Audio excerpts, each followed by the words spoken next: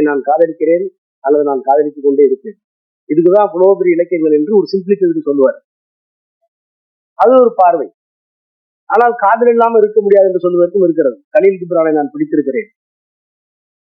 Lebanon பள்ளத்தாக்குகளில் Cyprus மரங்களின் ஊடே என் காதலியின் கல்லறையை கடந்து செல்லும் என் பால்யகால சிநேகிதர்களே, உங்கள் காலடி சத்தம் மெதுவாக இருக்கட்டும், அதை கேட்டு என் காதலி கண்விழித்துக் போல போகிறாள் என்று கதறிய அந்த காதலனை கலீல் கிப்ரானில் நான் படித்திருக்கிறேன். ஆக வீரம், காதல் இவையெல்லாம் தமிழர்களுடைய பண்புகள், மாண்புகள். அந்த மாண்புகளில் இருக்கிற ஒன்றை இன்றைக்கு இருக்கின்ற சாதியம், இன்றைக்கு இருக்கிற அரசியல், இன்றைக்கு இருக்கிற பொருளாதார வேறுபாடு, இன்றைக்கு இருக்கிற மதவெறி, இவைகளையெல்லாம் எதிர்த்து ஒரு காதல் வெற்றி பெற வேண்டும் என்று சொன்னால் அதற்கு இளமை மட்டும் காரணம் அல்ல, அதையும் தாண்டி நல்ல மனப்பக்குவமும் இந்த சமூகத்தை புரிந்து கொள்கிற ஆற்றலும் வேண்டும் என்கின்ற அந்த உணர்வோடு இந்த படம் எடுக்கப்பட்டிருக்கும் என்று நான் நம்புகிறேன். எனவே அப்படிப்பட்ட ஒரு படம் வெற்றி பெற வேண்டும் என்று நான் விளைகிறேன்.